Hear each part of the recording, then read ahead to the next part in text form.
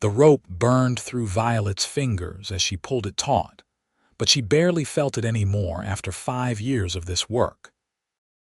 She twisted the hemp fibers together with practiced efficiency in the small shed behind her father's general store in Columbus, New Mexico territory, watching the dust motes dance in the shaft of afternoon sunlight that cut through the open doorway. It was October 1878, and the heat still clung to everything like a desperate lover refusing to let go. Her palms were rough as tree bark, calloused in layers that would never fully soften again. But they were strong and capable, and that mattered more than vanity in a place where survival depended on what you could build, fix, or create with your own 2 hands. She wiped sweat from her forehead with the back of her wrist and reached for another bundle of hemp. The rope making had started as a necessity after her father's accident 3 years ago, when he'd fallen from a ladder and shattered his hip. Someone had to keep money coming in, and Violet had always been good with her hands. She'd learned the trade from old Miguel Rodriguez, who'd been making rope in Columbus since before the Mexican-American War. He taught her how to select the best fibers, how to twist them just right so the rope would hold a horse, support a well bucket, or keep a wagon load secure through miles of rough terrain.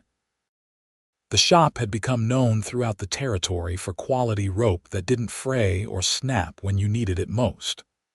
Ranchers came from as far as Silver City to buy from her, and the cavalry post outside town ordered regularly.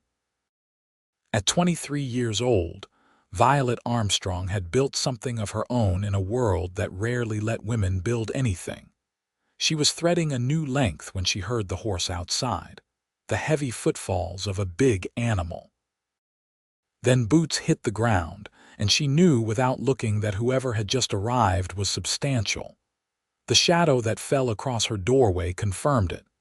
"Need rope," a deep voice said, and Violet looked up to find herself staring at possibly the largest man she'd ever seen. He stood at least 6'4", with shoulders that nearly filled the doorframe. His hair was dark brown and hung past his collar, and a thick beard covered the lower half of his face. But it was his build that caught her attention.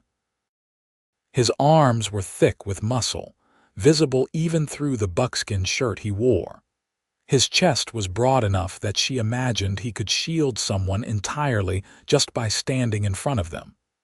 He had the look of someone who'd spent years in the mountains, living hard and working harder. "What kind and how much?" Violet asked, standing up and brushing hemp fibers from her canvas work apron. The man's eyes were a startling blue-green, like shallow creek water over stones. They moved over her work shed, taking in the coils of finished rope hanging from wooden pegs, the bundles of raw hemp, the tools of her trade laid out with careful organization. "You make all this yourself?" he asked instead of answering. "Every inch," Violet said. She was used to skepticism from men. "I can make you any diameter from 1/4 inch to 2 inches thick, any length you need. Untreated hemp or soaked in pine tar for weather resistance. What's your purpose?" "Hunting camp up in the Tres Hermanas Mountains," the man said, stepping inside now. The shed suddenly felt smaller. "Need about 200 feet of good strong rope, inch thick. For hauling game, setting up shelter, general camp work. Has to be reliable." "All my rope is reliable," Violet said, an edge of pride in her voice. "I've never had a piece fail." The man moved closer to examine a coil of finished rope hanging near her workbench. He pulled off one of his leather gloves and ran his hand along it, testing the twist, the tightness of the weave. His hands were massive, scarred across the knuckles, with calluses that suggested he knew hard work as intimately as she did. "Good work," he said, and it sounded like he meant it. "How long to make what I need?" 3 days, Violet calculated quickly. "I've got other orders ahead of you." "Fair enough." He pulled his glove back on. "Name's Elijah Langford. I'll be at the boarding house. Send word when it's ready." "Violet Armstrong," she replied. "Payments half up front." Elijah reached into his pocket and pulled out a leather pouch. He counted out coins onto her workbench, the silver catching the light. It was exactly half what she'd charge for the order, which meant he either knew rope prices or had asked around before coming here. "Heard you were the best rope maker in the territory," he said as he put the pouch away. "Man at the general store said his daughter made rope that could hold a bull buffalo." "That's my father," Violet said. "And that's probably an exaggeration, but not by much." Something that might have been a smile moved beneath Elijah's beard. "Guess I'll find out." He turned to leave, then paused in the doorway. "You work out here alone, mostly. My father's inside if I need anything." Elijah nodded slowly. "Town like this, you should keep a rifle close." "I keep a shotgun behind the door," Violet said. "Loaded with rock salt for the first barrel, buckshot for the second." This time the smile definitely reached his eyes. "Smart woman." Then he was gone, ducking through the doorway and swinging up onto his horse with an ease that belied his size. Violet watched him ride toward the center of town, sitting straight in the saddle, a rifle in a scabbard and what looked like enough gear for a long stay in the wilderness. She turned back to her work, but found her mind wandering as her hands moved through the familiar motions of twisting hemp. There had been something about Elijah Langford that unsettled her, though not in a frightening way. It was more like standing near a fire on a cold night. You were drawn to the warmth and the light even as you respected the danger of getting too close. Violet shook her head and focused on the rope. She had orders to fill, and daydreaming about mountain men with shoulders like oak trees wasn't going to get the work done. Over the next 3 days, she fell into her usual rhythm. Up before dawn to start work in the cool morning hours, breaking at midday to help her father in the store, then back to rope making until the light failed. Her father, Thomas Armstrong, had recovered enough to manage the store's daily business, though he walked with a pronounced limp and couldn't lift anything heavy. They'd developed a partnership that worked. He handled customers and kept the books while Violet brought in extra income with her rope making. On the evening of the second day, Violet was coiling a finished section when she heard voices raised in argument near the front of the store. She set down her work and walked through the connecting door to find her father facing down 2 men she didn't recognize. "I said we don't extend credit to strangers," Thomas was saying firmly, his hand resting on the counter near where Violet knew he kept a pistol. "And I said we're good for it," one of the men replied. He was lean and mean-looking with the kind of eyes that enjoyed causing pain. "We're working for Mr. Patterson up at his spread. He'll vouch for us." "Then bring me a letter from Mr. Patterson and we'll talk," Thomas said. The second man, shorter and broader, leaned forward. "You're being real unfriendly for a shopkeeper." Violet stepped forward. "My father stated his policy. If you don't like it, there's another store 2 streets over." Both men turned to look at her, and Violet saw the calculation in their expressions. She'd dealt with men like this before. They saw a woman and thought she'd be easier to intimidate than her father. "Well now," the lean one said, "the little rope maker heard about you." "Then you heard I don't have time to waste," Violet said. "Buy something or leave." The shorter man took a step toward her. "That's no way to talk to customers, darling. You're not customers until you buy something." Violet held her ground. "And I'm not your darling." The tension in the room ratcheted up another notch. Thomas moved slightly, and Violet knew he was reaching for the pistol. But before anything else could happen, the door opened and Elijah Langford walked in. He took in the scene instantly, his eyes moving from Violet to her father to the 2 men. He didn't say anything, just moved to stand beside Violet, his presence filling the space like a physical force. "These gentlemen were just leaving," Thomas said into the silence.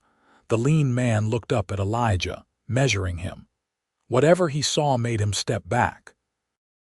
"We'll be going to Patterson ourselves later. Maybe we'll mention how unfriendly his neighbors are." "You do that," Elijah said quietly. It was the first time he'd spoken, and there was something in his voice that made it clear he wasn't a man you wanted to cross. The two men left, the shorter one shooting a venomous look over his shoulder. When the door closed behind them, Thomas let out a breath. "Thank you," he said to Elijah. "Don't know if that would have turned ugly, but I appreciate you stepping in." "Happened to be walking by," Elijah said. "Saw them through the window and didn't like the look of it." Violet found her heart was beating faster than she wanted to admit. She'd been in tense situations before, but something about those men had felt particularly threatening. "They're probably just drifters looking for easy credit," she said, trying to sound casual. "We get them sometimes." "Maybe," Elijah said, "but they were wearing guns loose in their holsters, not how working cowboys carry." Thomas and Violet exchanged a glance. Elijah was right. Working men kept their guns secured so they wouldn't fall out during a day's labor. Only men expecting trouble wore them ready to draw. "I'll mention it to the sheriff," Thomas said. "In the meantime, Violet, maybe you should work inside for a few days." "I can't make rope inside," Violet protested. "There's not enough room." "She'll be fine," Elijah said. "I'll be around town for a while yet. I can keep an eye out." Violet bristled slightly at that. "I don't need looking after." "Didn't say you did," Elijah replied mildly. "But there's no harm in someone watching your back, same as you do for a neighbor." He had a point, and Violet knew arguing would be both ungracious and foolish. "Thank you," she said instead. "I should have your rope finished by tomorrow afternoon." "No rush," Elijah said. "Weather's holding and my camp can wait another day." After he left, Thomas turned to Violet. "That's a good man." "You don't know him," Violet pointed out. "I know his type. Mountain men are either good or bad, rarely anything in between. That one's good, I can tell." Violet returned to her shed, but she found herself glancing toward the door more often than usual. She told herself it was caution after the encounter with those two drifters, but a small, honest part of her mind admitted she was half hoping to see Elijah walk by. The next day passed without incident. Violet finished Elijah's rope by mid-afternoon, proud of the work. It was some of her best, the hemp twisted perfectly, the diameter consistent throughout, the whole length strong enough to hold anything he might need in the mountains. She was coiling the last section when Elijah appeared in the doorway. "Finished?" he asked. "Come see for yourself." He stepped inside and ran his hands along the rope, testing it at various points. His hands moved with a knowledge that came from experience, and Violet found herself watching them. They were roughened by work, powerful enough to probably snap branches like kindling, but they touched the rope with surprising gentleness. "This is fine work," he said finally. "Best I've seen." "Thank you," Violet said, and meant it. Praise from someone who clearly knew quality when he saw it meant more than flowery compliments from townsfolk. Elijah pulled out his payment pouch, but instead of counting coins onto the workbench, he stood there looking at her. Really looking at her, not in the way men sometimes did when they were trying to see how much woman was hidden under work clothes, but in a way that seemed to see her. "Can I ask you something?" he said. "You can ask." "Why rope making?" "Most women in towns like this, they take in sewing or laundry, run boarding houses. Hard to imagine someone choosing this." He gestured at the rough hemp, the hard tools, the physical labor it all required. Violet considered not answering. It was a personal question from a man who was essentially a stranger, but something about the genuine curiosity in his voice made her respond. "When my father got hurt, I needed to make money fast." Miguel Rodriguez offered to teach me his trade because he didn't have children and wanted someone to carry it on. I found I was good at it. More than that, I found I liked it." She held up her hands, palms forward, showing the thick calluses, the permanent staining from the hemp, the scars from rope burns. "These hands build things that matter. Rope that holds a horse steady so it doesn't spook and throw a rider. Rope that draws water from wells that keep families alive. Rope that holds wagons together crossing dangerous territory. My work means something." Elijah reached out and took one of her hands before she could lower it. His hand engulfed hers completely, warm and rough against her own calloused palm. He turned her hand over gently, examining the signs of her labor, running his thumb across a particularly thick callus at the base of her fingers. "These hands built strong things," he said softly. "There's honor in that, power in that." Then he lifted her hand and pressed his lips to her palm, right over that thick callus. It was the most unexpectedly tender gesture Violet had ever experienced. Not a courtly kiss to the back of a lady's hand like she'd read about in books, but a kiss that acknowledged exactly what she was and what she'd built. Violet felt heat rise in her cheeks. "Mr. Langford, Elijah," he said, "and I meant no disrespect. I meant the opposite. You should be proud of what you've built here." He released her hand and counted out the rest of his payment quickly, as if afraid he'd overstepped. "I'll load the rope and get out of your way." "You're not in my way," Violet heard herself say. Elijah paused, a coil of rope in his arms, and looked at her. "No, no." Violet's heart was hammering now, but she pressed forward. "You could stay for supper. My father and I eat around 6. Nothing fancy, but there's always enough." "I'd like that," Elijah said. "I'd like that very much." He loaded the rest of the rope onto his pack horse, securing it with the kind of expert knots that spoke of years in the wilderness. When he finished, he touched the brim of his hat. 6 o'clock then. Violet spent the next 2 hours in a state that annoyed her. She caught herself checking her reflection in the small mirror in her room, trying to tame her dark hair that always escaped its braid by the end of a workday. She changed from her canvas work dress into a nicer cotton one, then felt foolish and changed back, then compromised on something in between.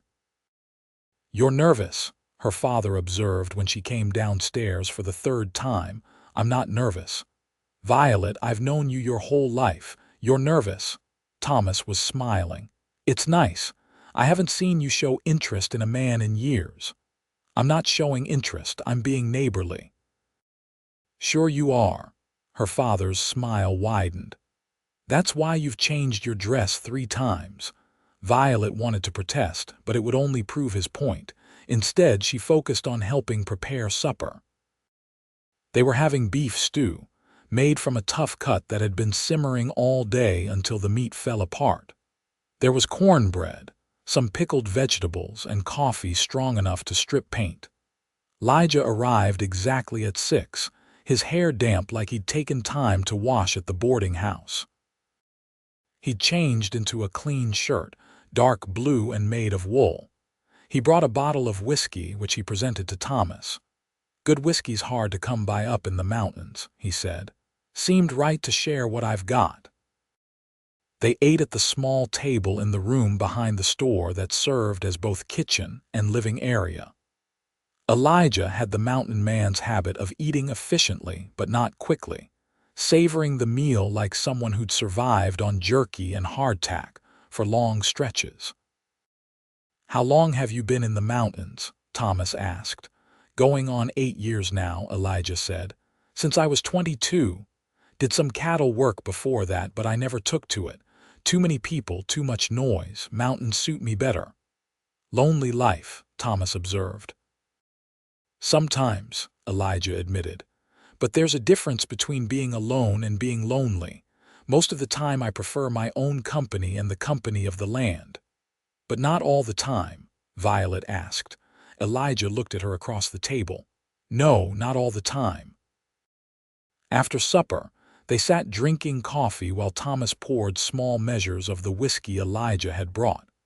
The conversation ranged from town news to territorial politics, the best hunting in the nearby mountains. Elijah was educated, Violet realized. He'd read books, could discuss current events, spoke thoughtfully about things he'd seen and experienced. "You trap?" Thomas asked. "Some. Mostly I hunt and take meat down to the Apache camps when game's scarce for them. Trade for other goods. I've got some gold claims up in the mountains too. Nothing major, but enough to pay for supplies." "You trade with the Apache?" Thomas sounded surprised but not disapproving. "They were here first," Elijah said simply. "And they've always dealt fair with me, more fair than plenty of white men I've known." Violet appreciated that. Too many people in the territory saw the Apache as nothing but threats. The reality was more complicated, and it was refreshing to hear someone acknowledge it.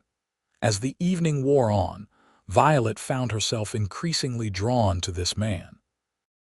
He was physically imposing in a way that should have been intimidating, but there was a gentleness to him that belied his size. He listened when people spoke. He thought before he answered. And when he looked at her, she felt seen in a way that both thrilled and frightened her. When Elijah finally took his leave, well after dark, he paused at the door. "Thank you for the meal and the company. Best evening I've had in a long time." "You're welcome back anytime," Thomas said. "We don't get much interesting company." Elijah's eyes found Violet's in the lamplight. "I'll take you up on that if it's all right with Miss Armstrong." "It's all right," Violet said, and was surprised by how much she meant it. After he left, Thomas turned to his daughter with a knowing look. "That's a good man, Violet, and unless I'm reading things wrong, he's interested in you." "You don't know that. I'm old, not blind, and I saw how he looked at you." Thomas poured himself another small whiskey. "Question is, are you interested in him?" Violet thought about the way Elijah had kissed her work-roughened palm, the respect in his eyes when he'd said her hands built strong things. She thought about how safe she'd felt when he'd stepped into the store during that confrontation, and how engaged she'd been listening to him talk about his life in the mountains. "I might be," she admitted, "but it doesn't matter much. He's a mountain man. He'll go back to his camp and I'll probably not see him for months, if ever." "Maybe," Thomas said. "Or maybe he'll find reasons to come back to Columbus more often. Men have been known to change their habits for the right woman." Over the next week, Violet tried to focus on her work and not think about Elijah Langford.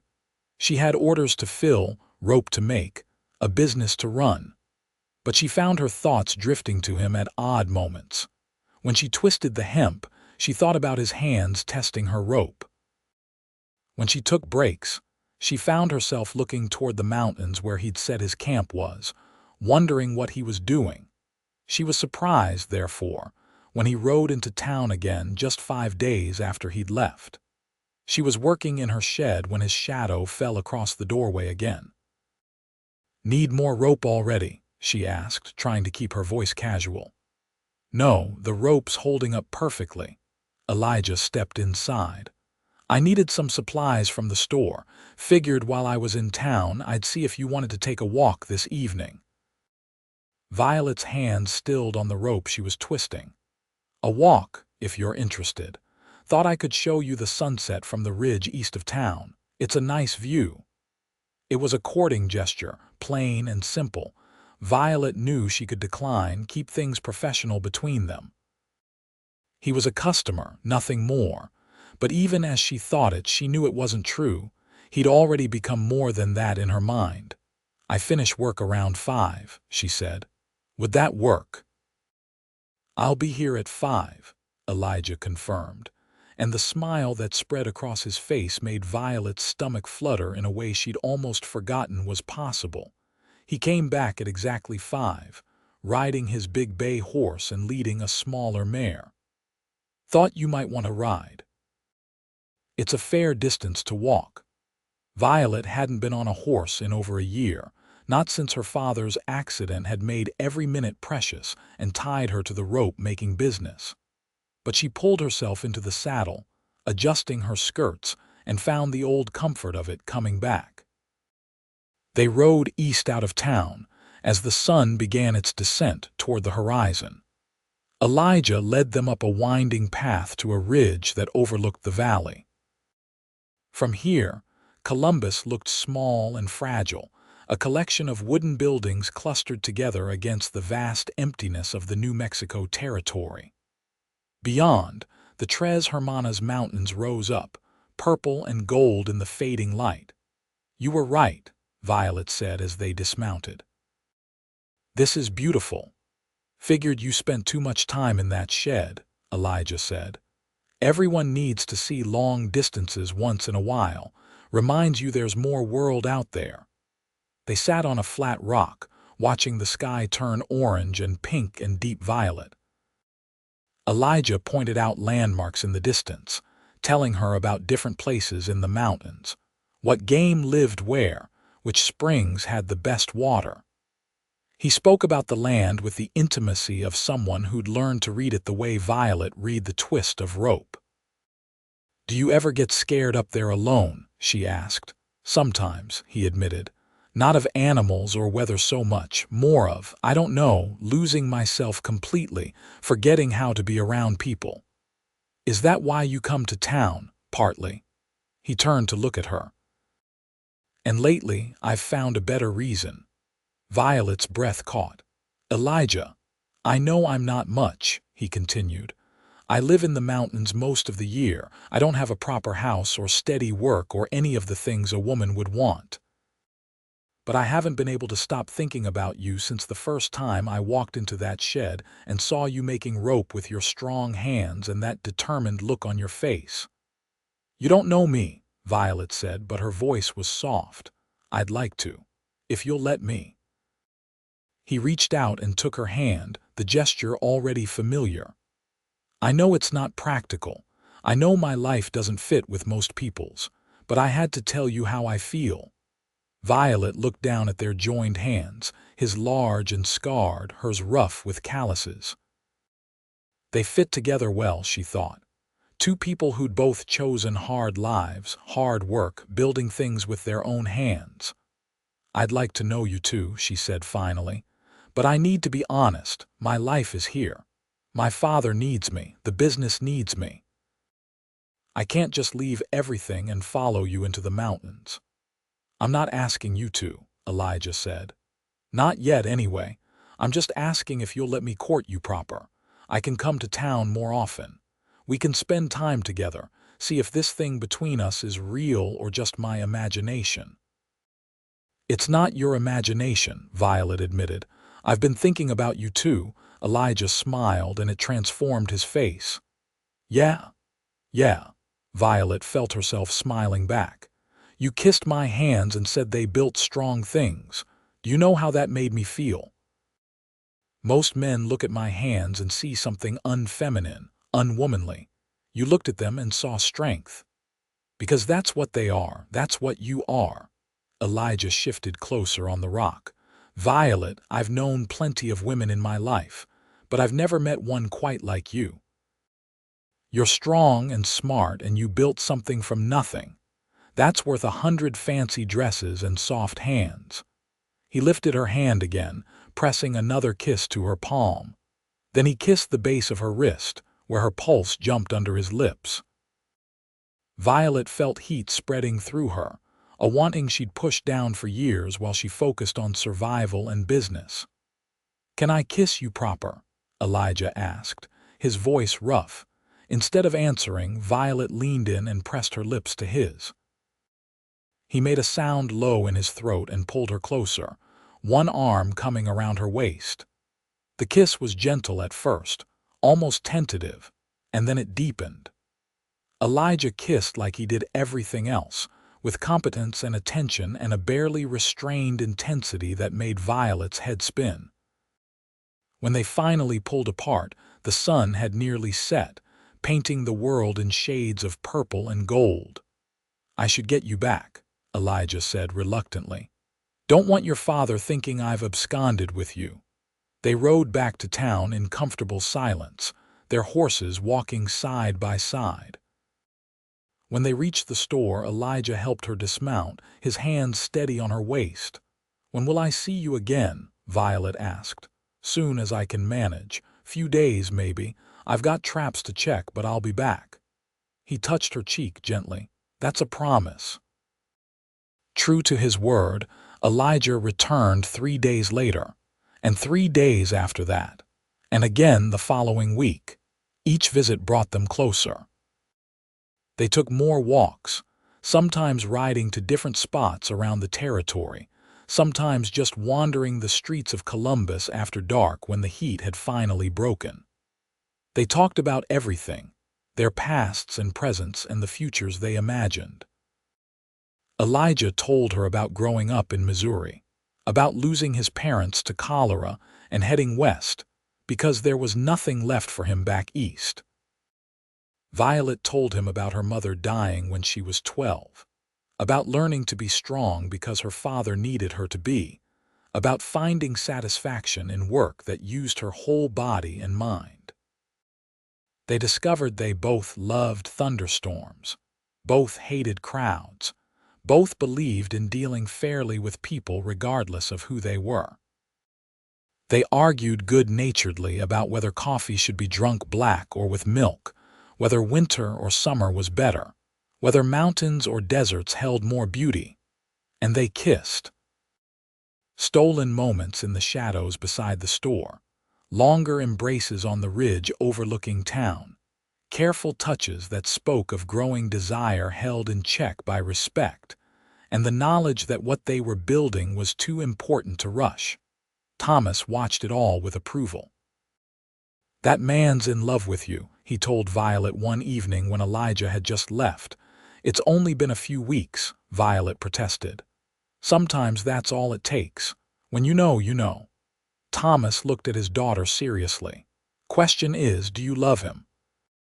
Violet thought about it, really thought about it. Did she love Elijah Langford? She loved the way he looked at her, with respect and desire and tenderness all mixed together. She loved his quiet strength, the way he was comfortable with silence but could talk for hours about things that mattered. She loved how safe she felt around him, how he made her laugh, how he never tried to diminish her or change her. "Yes," she said finally, "I think I do." "Then you should tell him." But before Violet could find the right moment, trouble came to Columbus. It was a Tuesday morning, about 6 weeks after Elijah had first walked into her rope-making shed. Violet was working on an order for the cavalry when she heard gunshots from the center of town. She grabbed her shotgun and ran out, her father already at the door of the store with his pistol. The street had erupted into chaos. 2 men on horses were shooting into the air while a third was backing out of the bank carrying a bag. Violet recognized them immediately.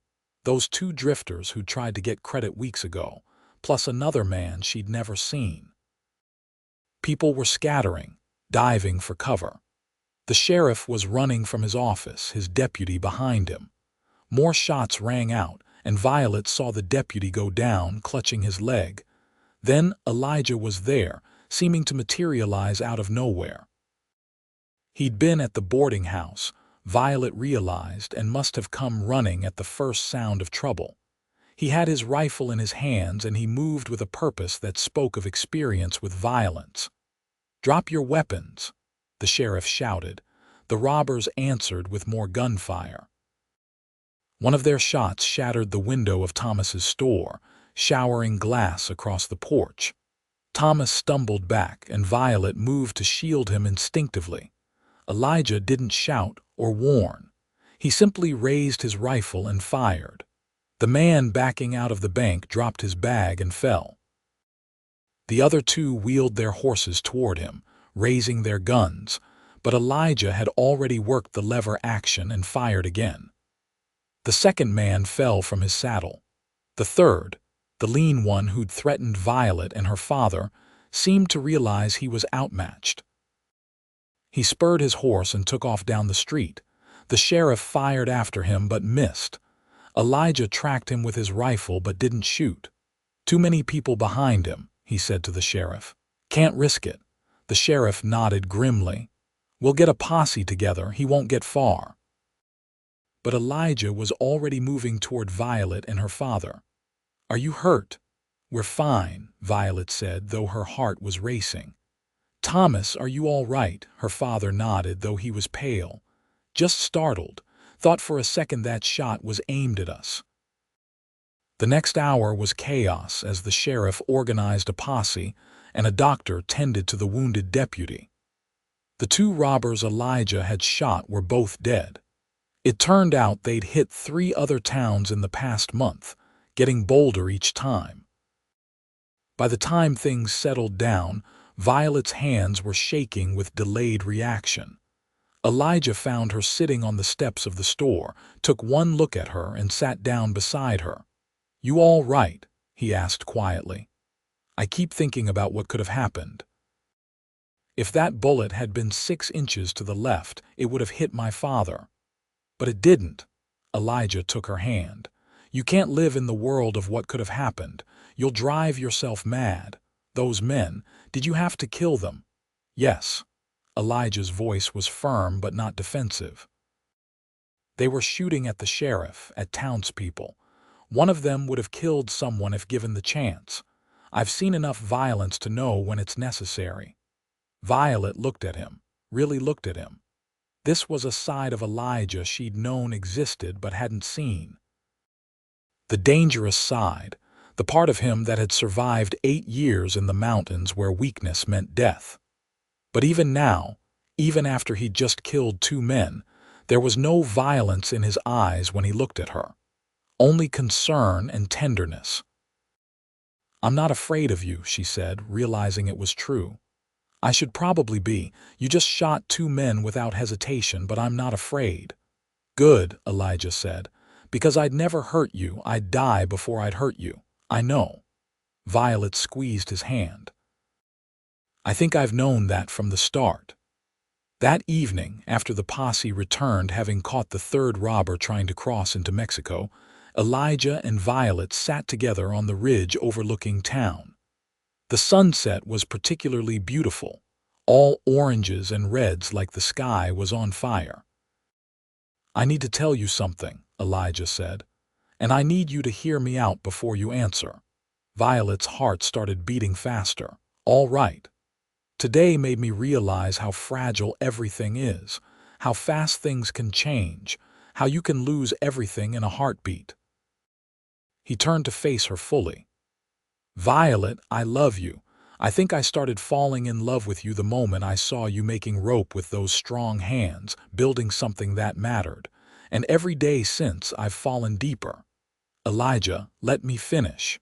He took both her hands now. "I know my life isn't conventional. I know I spend most of my time in the mountains, but I want you to marry me. I want to build a life with you. We can figure out the details, where we live, how we make it work. I just know I don't want to spend another day without you being mine and me being yours." Violet felt tears prick her eyes. "I love you too. I've been trying to figure out when it happened, if there was a specific moment, but I think it's been happening all along. Every conversation, every touch, every moment together." "Is that a yes?" Elijah asked, hope and fear mixing in his voice. "Yes," Violet said. "Yes, I'll marry you." Elijah pulled her into his arms and kissed her, deep and hungry and full of promise. When they finally broke apart, both breathing hard, he pressed his forehead to hers. "We'll make this work," he said. "I'll build us a proper cabin, close enough to town that you can still make your rope and help your father.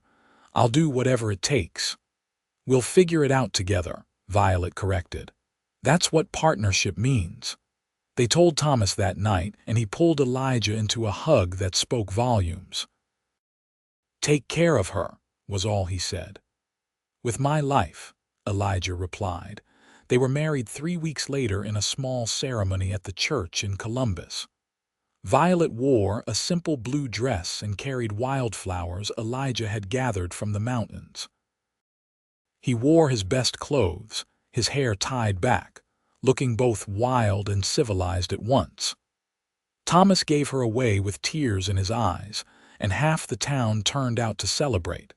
The wedding night was spent at the boarding house, the owner having given them the best room. Elijah was gentle and patient, clearly experienced but careful with Violet, who was not. He took his time, kissing every part of her, running his hands over her body like she was something precious. When he finally made love to her, it hurt less than she'd expected and brought more pleasure than she'd imagined possible. Afterwards, lying tangled together in the narrow bed, Elijah traced patterns on her bare shoulder. "You all right?" "Better than all right," Violet said honestly. She turned to look at him. "I didn't expect it to be like that." "Like what?" "So intense, so connected. I felt like we were the only two people in the world." "We were," Elijah said. "In that moment, nothing else existed." Over the following weeks, they worked out the practicalities of their new life. Elijah found a piece of land about 2 miles from Columbus, close enough that Violet could ride into town daily, but far enough to give them privacy. He started building a cabin, working with a speed and skill that came from years of building his own shelters in the wilderness. Violet continued making rope, but now Elijah helped her when he was home. He had the strength to do the heavy work of preparing the hemp, freeing her up for the skilled labor of actually twisting and forming the rope. They developed a rhythm, working side by side, building something together. Thomas came for Sunday dinners once the cabin was finished. It was a solid structure, larger than Violet had expected, with a big fireplace and real glass windows. Elijah had even built her a separate shed for rope making, better equipped than her old workspace. "You've done well, both of you," Thomas said, looking around the cabin. "This is a real home." It was. Violet had never imagined being this happy. Every morning she woke up next to Elijah, his large body warm beside her. They worked together during the days, sometimes on the cabin and land, sometimes on rope orders, sometimes riding out to check Elijah's trap lines or hunt. In the evenings they cooked together, talked, made love, planned their future. 6 months after the wedding, Violet realized her monthly courses were late. A week after that, she was certain. She was pregnant. She told Elijah that evening, nervous despite knowing he wanted children. He'd been splitting firewood, his shirt off in the summer heat, muscles moving under sun-browned skin.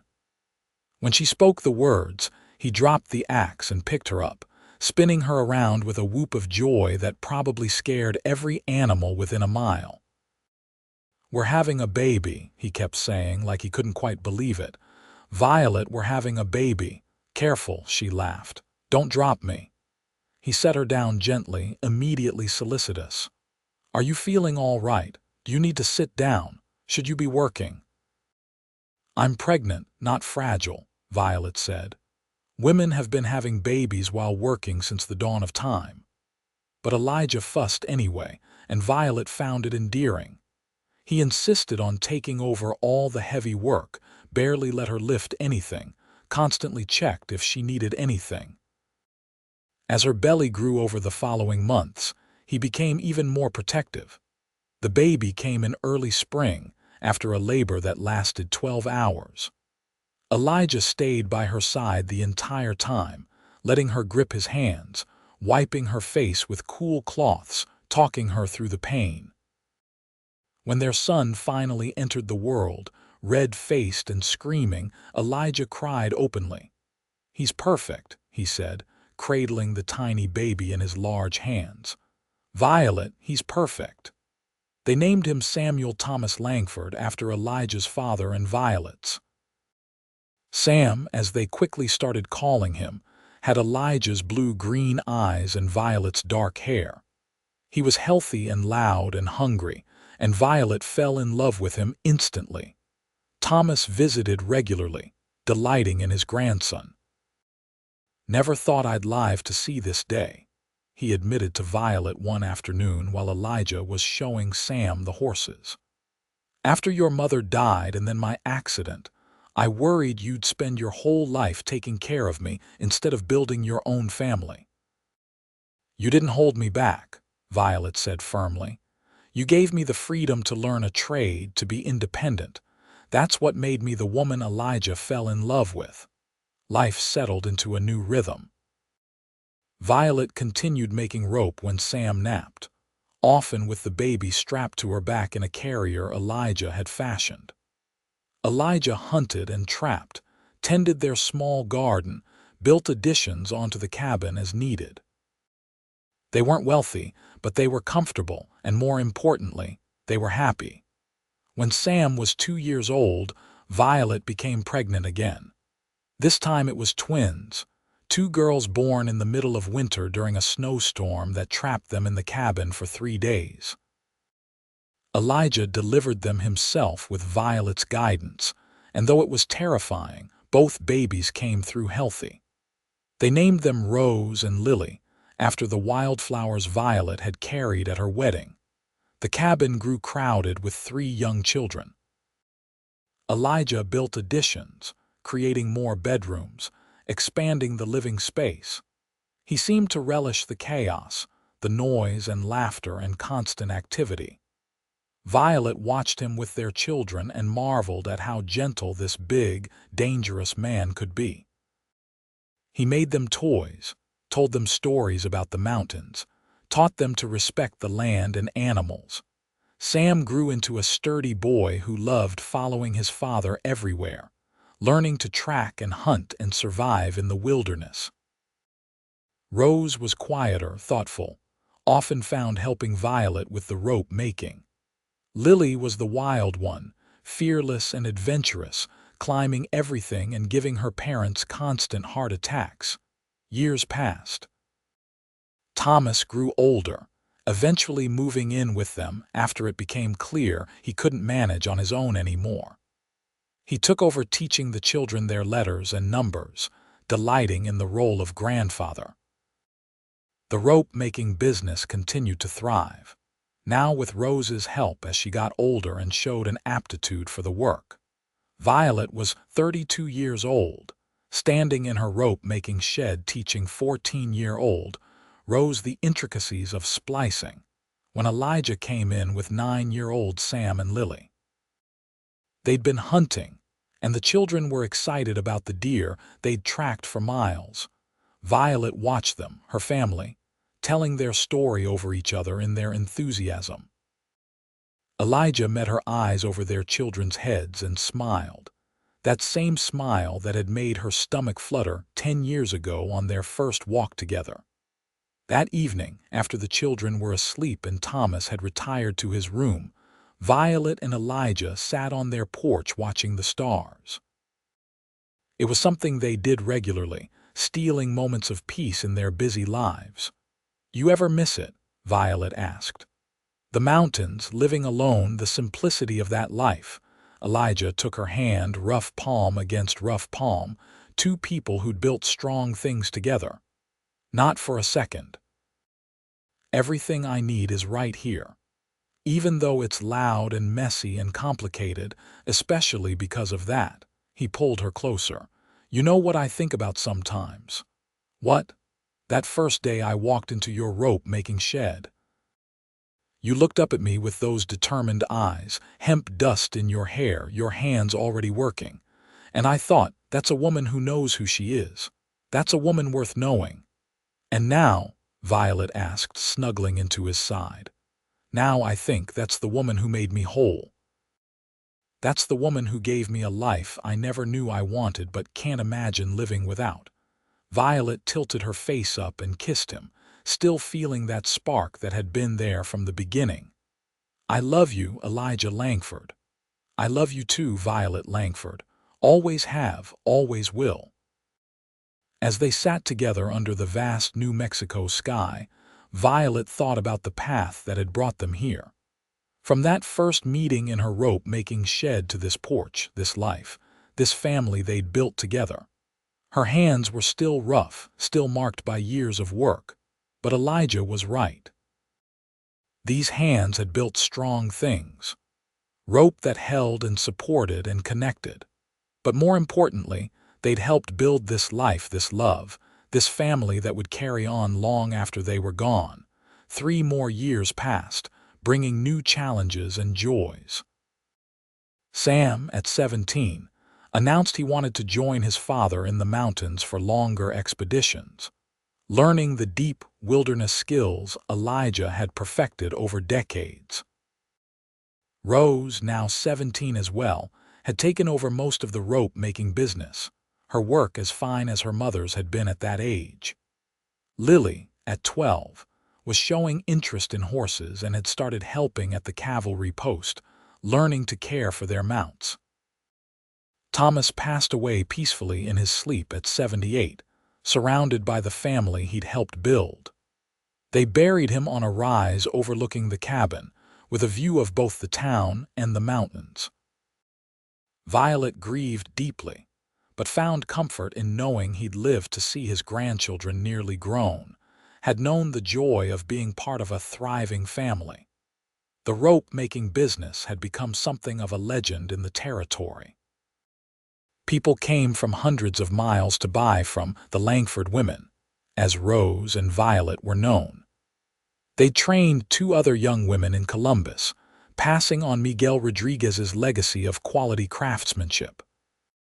Violet was 40 years old, her hair starting to show silver threads, when Elijah came home from a trip to town with unusual news. "The territory's pushing for statehood," he told her that evening. "Things are changing fast. Railroads coming through, more people moving in every day. Columbus might be a real city in another decade." "How do you feel about that?" Violet asked.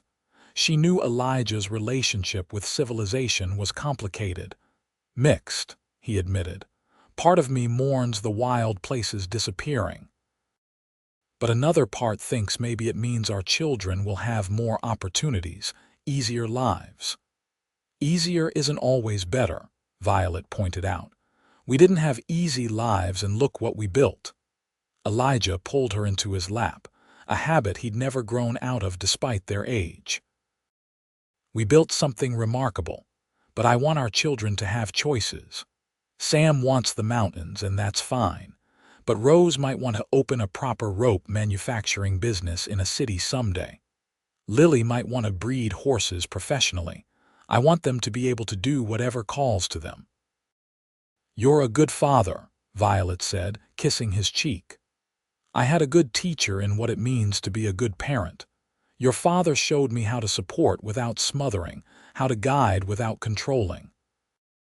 They sat in comfortable silence for a while, watching the sunset paint the sky in familiar colors. These quiet moments had become even more precious as their children grew older and their lives busier. "Elijah," Violet said eventually.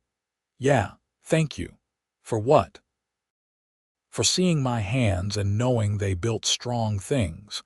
For loving me exactly as I am. For building this life with me." Elijah tilted her face up to his and kissed her deeply. "Violet Langford, loving you has been the greatest adventure of my life, and I've had some pretty good adventures." Later that year, Rose announced she was courting a young man from Silver City, a carpenter who'd come to Columbus looking for work. His name was Daniel Morris, and when Violet met him, she approved immediately. He looked at Rose the way Elijah looked at her, with respect and wonder and genuine affection. More importantly, he admired her work and had no interest in changing her or limiting her. They were married the following spring in a ceremony much larger than Violet and Elijah's had been. Half the territory seemed to show up, testament to the reputation the Langford family had built over the years. Violet watched her daughter marry and thought about cycles, about how things came full circle, about legacy and continuation. Daniel and Rose built a house in Columbus and started a joint business, he making handles and tools, she making rope. They complemented each other perfectly, just as Violet and Elijah did.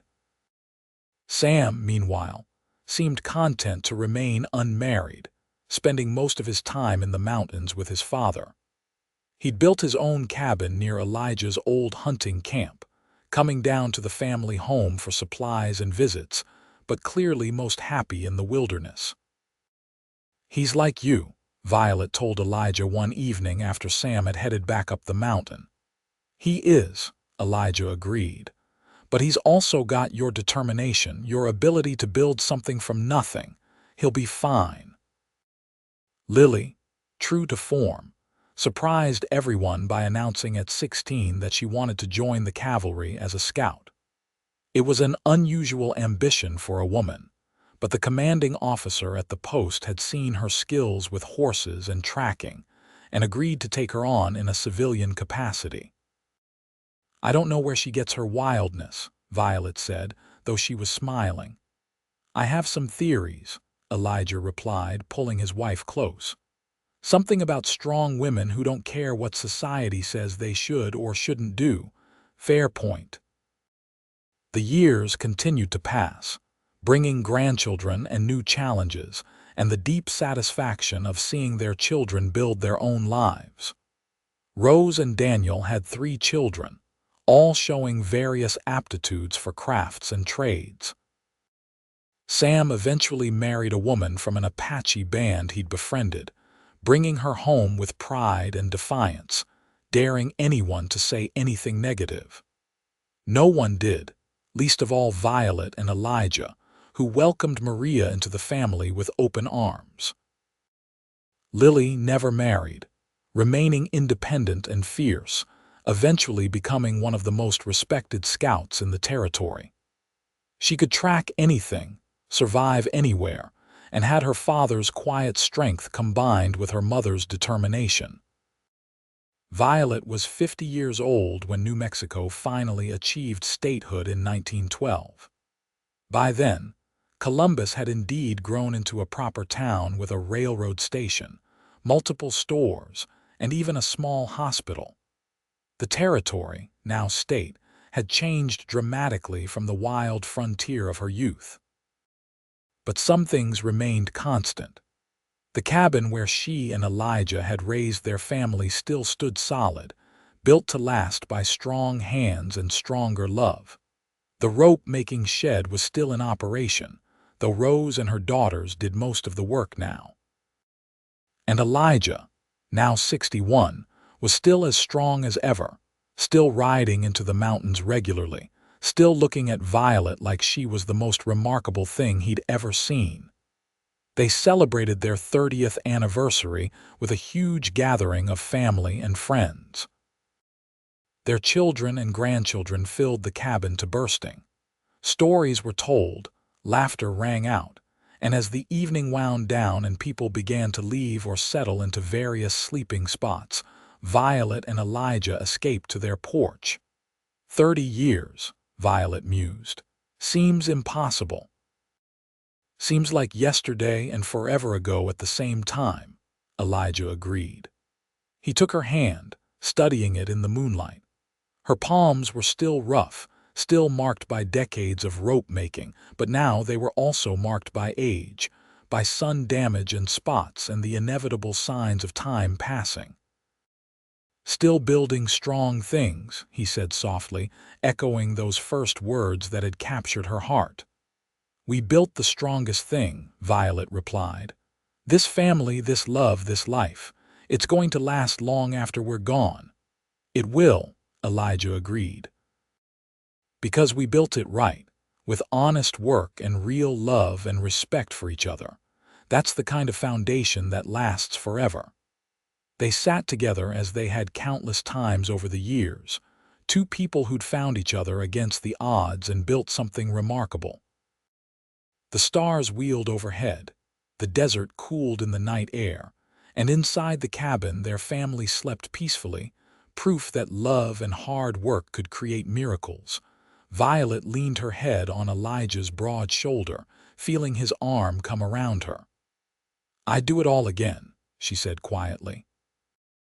"Every hard moment, every challenge, every worry. I'd do it all again to end up right here." "Me too," Elijah said, kissing the top of her head. "Every single moment." And as they sat together under the vast New Mexico sky, surrounded by everything they'd built with their rough, strong hands, Violet knew that this was what happiness looked like.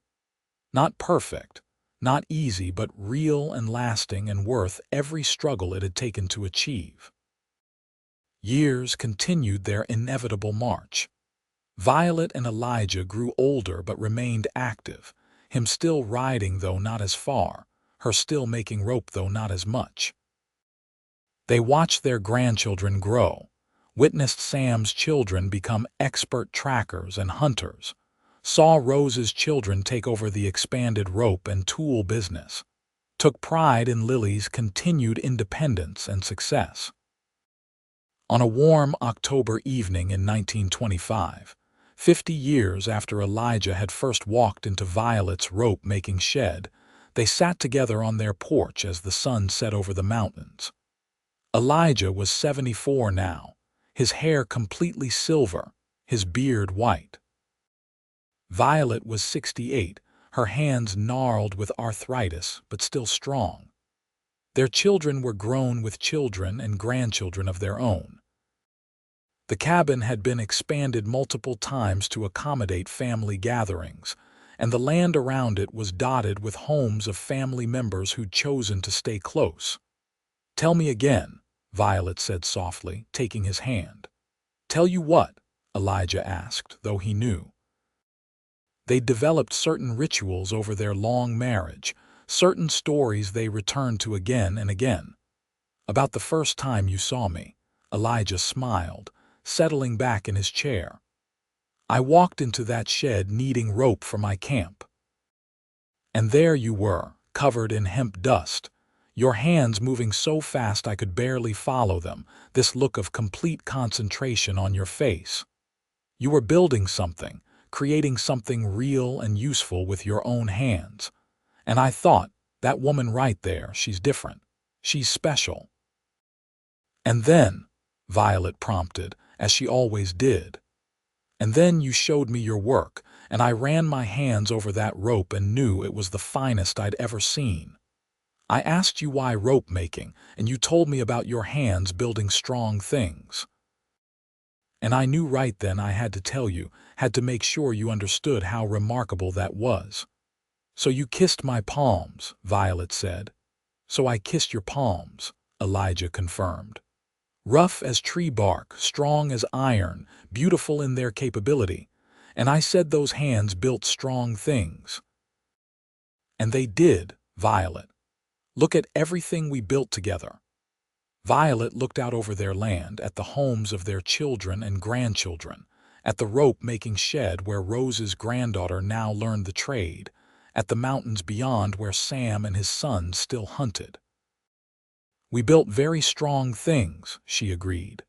"The strongest," Elijah said, lifting her hand to kiss it one more time, the gesture as tender now as it had been 50 years ago. "We built a family, a legacy, a love that's going to last forever."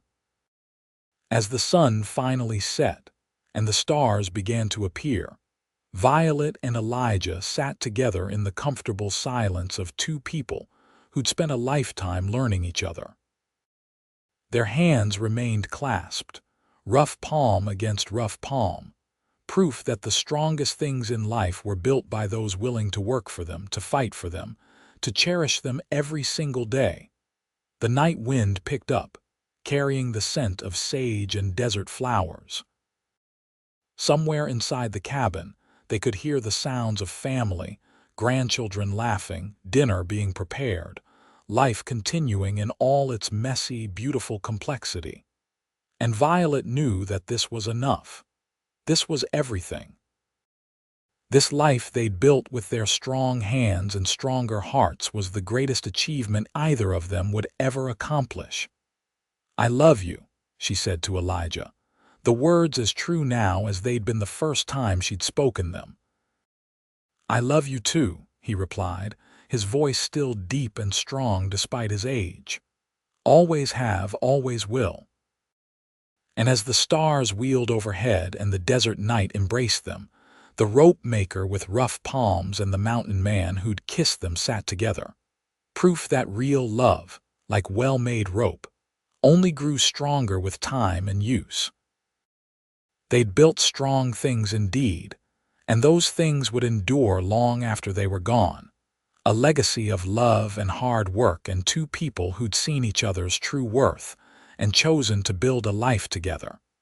The years that followed were gentle ones.